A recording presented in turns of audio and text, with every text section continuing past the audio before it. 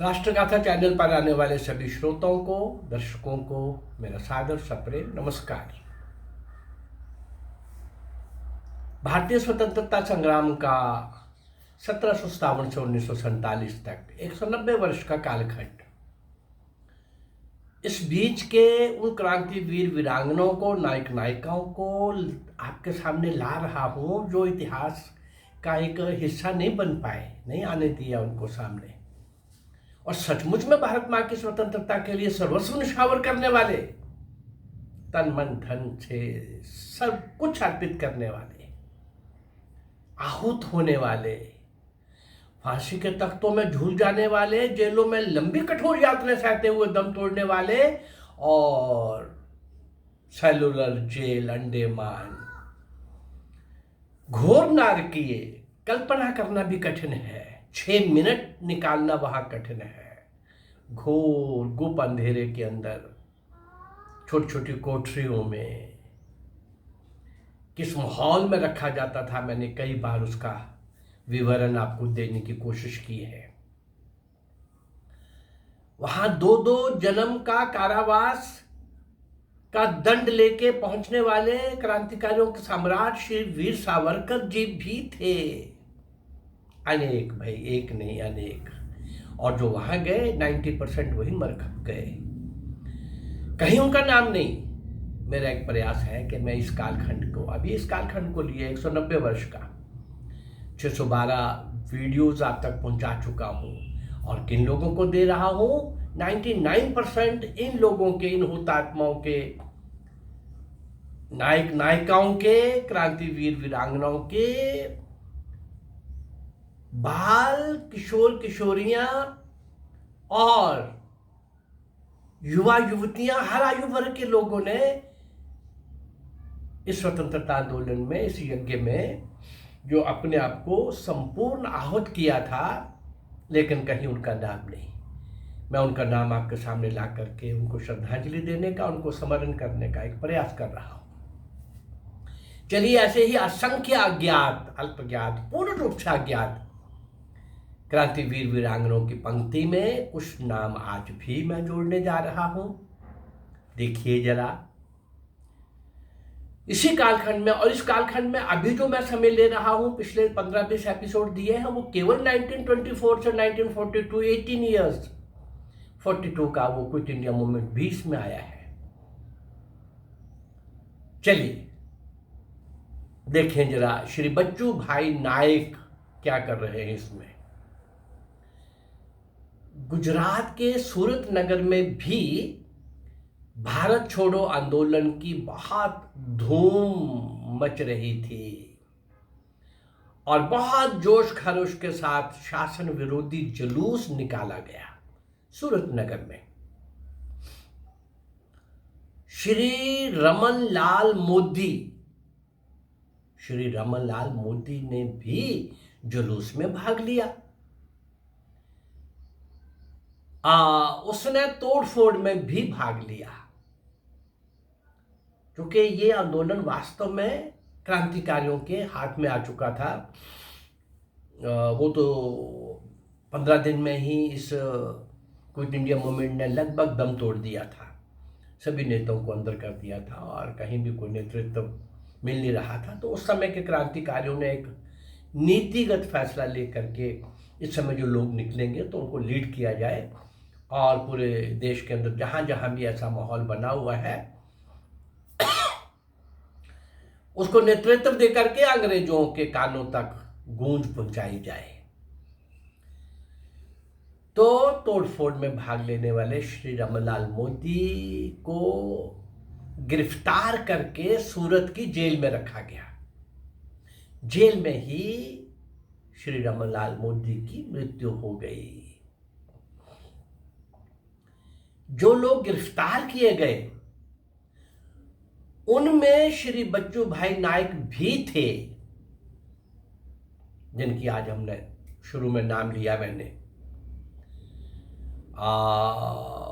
उन्हें भी जेल में रखा गया, लेकिन गंभीर बीमारी के कारण उन्हें छोड़ दिया गया।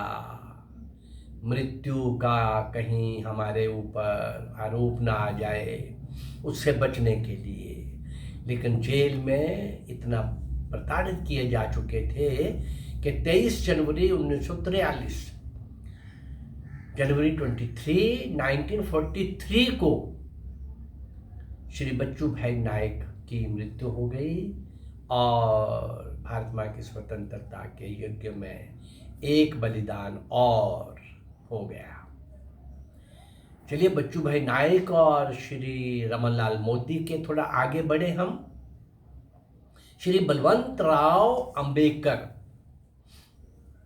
श्री बलवंतराव अंबेडकर की शिक्षा दीक्षा केवल चौथी कक्षा की ही थी और वे ग्रामीण क्षेत्र का रहने वाला एक कृषक युवा ही था, लेकिन उसमें राष्ट्रीय भावना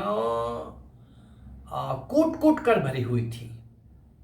उसने महाराष्ट्र के वर्धा जिले के किनाला गांव में अपने पिता श्री विनोबा अंबेडकर से ही शिक्षा दीक्षा ली थी। फिर भी वर्धा आने जाने के कारण क्रांतिकारियों के संपर्क में आ गए थे श्री बलवंतराव अंबेडकर। सन 1942 की क्रांति ने संपूर्ण वर्धा जिले को झकझोर दिया था और स्वतंत्रता की मांग करते हुए एक विशाल जुलूस निकल रहा था, जिस पर पुलिस ने लाठियों से प्रहार किए और बलवंतराव को भी खूब लाठियों की मार पड़ी और वे गिरफ्तार भी कर लिए गए। जेल में भी उसके साथ उनके साथ दुर्व्यवहार हुआ, बहुत कठोर यातनाएं दी गई और श्री बलवंतराव बीमार पड़ गए। उनके इलाज का भी कोई विशेष प्रबंध नहीं किया गया। सन 1943 1943 को जेल में ही उन्होंने दम तोड़ दिया श्री बलवंतराव अंबेडकर। और आगे बढ़े, श्री बाबू राय कहरी उत्तर प्रदेश के देवरिया जिले का निवासी थे। ये उन्हें कोई राजनीति में कोई विशेष रुचि नहीं थी बाबूराव कहरी को, लेकिन उनके दिल में उस समय विद्रोह जागृत हो गया जब ब्रिटिश हुकूमत ने भारत के सभी नेताओं को गिरफ्तार करके जेलों में बंद कर दिया था।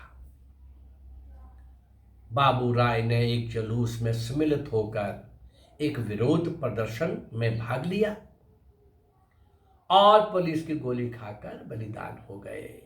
बाबूराव कहरी श्री ठाकुर सिंह कहरी के बेटे थे। इतने बलिदान भारतीय स्वतंत्रता की प्राप्ति के लिए, और हमें जो बताया गया जिसकी चर्चा हम बाद में करेंगे।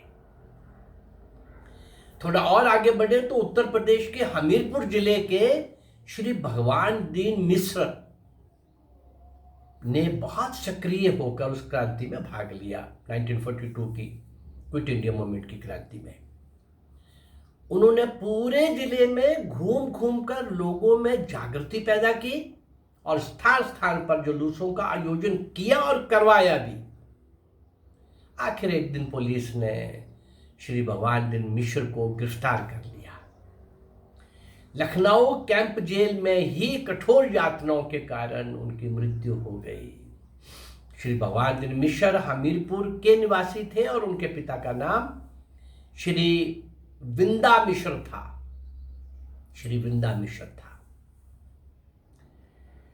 चलिए भगवान दीन मिश्र, श्री भगवान दीन मिश्र के थोड़ा और आगे बढ़े तो एक अभी बाबू राय कहरी का हमने इसके पहले सुना था।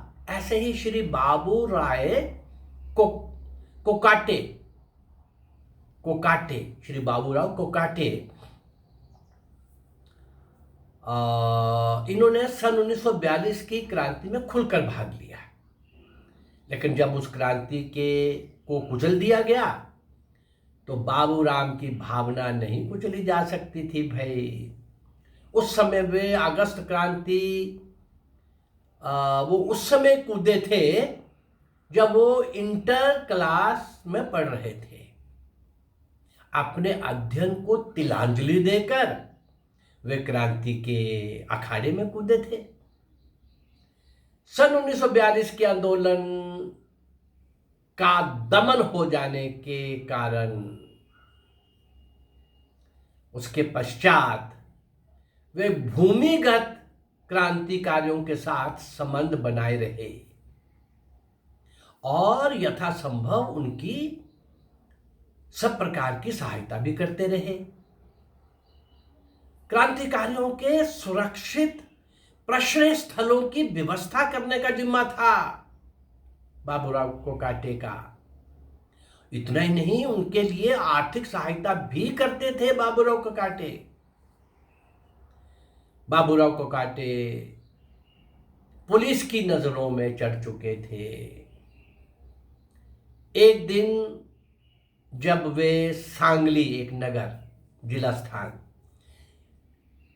से बाहर जा रहे थे तो रात के अंधेरे में एक पुलिस वाले ने उन्हें गोली मार दी। हाँ, वहीं पर उनका बलिदान हो गया। श्री बाबूराव कोकाटे का जन्म 14 जुलाई 1920 को महाराष्ट्र के सांगली जिले के परवलवाड़ी गांव में हुआ था। उनके पिता का नाम श्री धोंडी कोकाटे था। अब ये सब नाम मैंने आपके सामने छोटे से इस अल्प समय में श्री बच्चूभाई नाइक, श्री रमनलाल मोदी, श्री बलवंतराव अंबेडकर, श्री बाबूराय कहरी और उत्तर प्रदेश हमीरपुर जिले के श्री भगवान दीन मिश्र और लास्ट में मैंने बाबूराय कोकाटे किस प्रकार से वो क्रांतिकारियों को भूमिगत जो थे उनकी किस किस प्रकार की कैसे कैसे सहायता किया करते थे।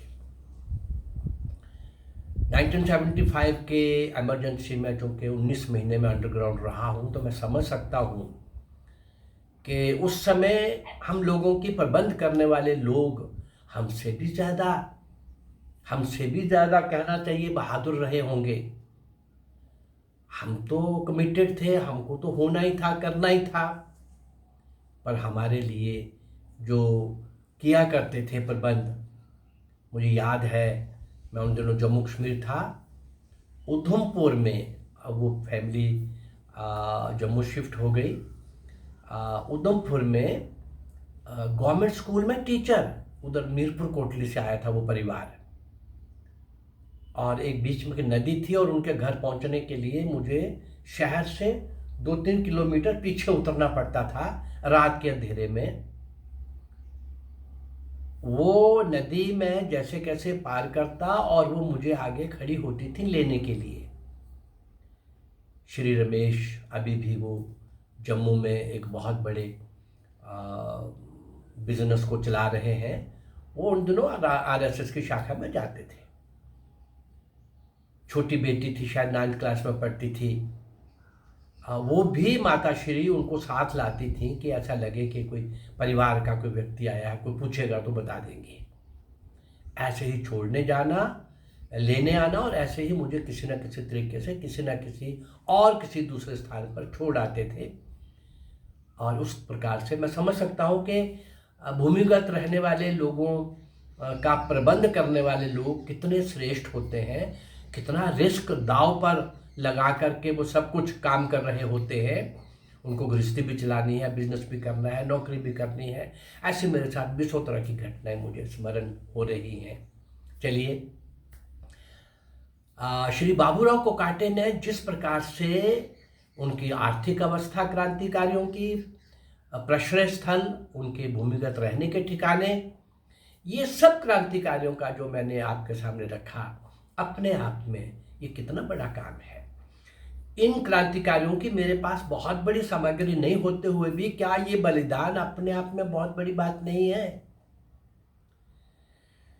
इन सब असंख्य ज्ञात, अल्प ज्ञात, पूर्ण रूप से अज्ञात नायक नायिकाओं को, क्रांतिवीर वीरांगनाओं को आपके साथ, आपके सामने लाने का मेरा ये प्रयास अगर आपको अच्छा लग रहा है तो इस चैनल को लाइक करिए, सब्सक्राइब करिए और शेयर करिए। नमस्कार, जय भारत, धन्यवाद।